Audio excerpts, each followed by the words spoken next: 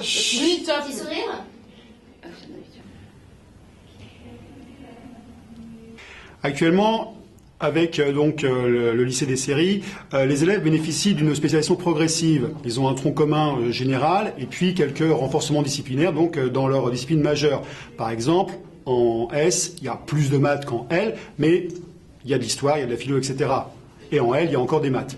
Avec le lycée Blanquer et donc le choix des spécialités, on inverse complètement cette logique. C'est-à-dire qu'en fait, on va avoir un tronc commun rachitique. Donc il y a par exemple moins d'histoire géo, il y a plus de maths du tout, les maths disparaissent du tronc commun, et par contre, on va avoir une hyper spécialisation dans les fameuses spécialités, puisque les élèves auront jusqu'à 10 heures de la même spécialité en terminale. Par exemple, ils auront 3 heures en tronc commun d'histoire géo et peut-être jusqu'à 6 heures en spécialité, ou en philo, ça ira de 4 heures dans le tronc commun et 6 heures de spécialité.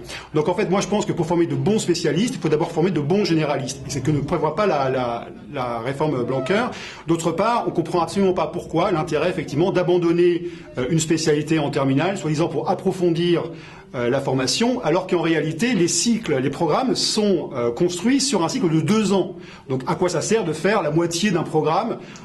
Personne ne comprend d'où vient cette étrange idée. Ça va? C'est ridicule.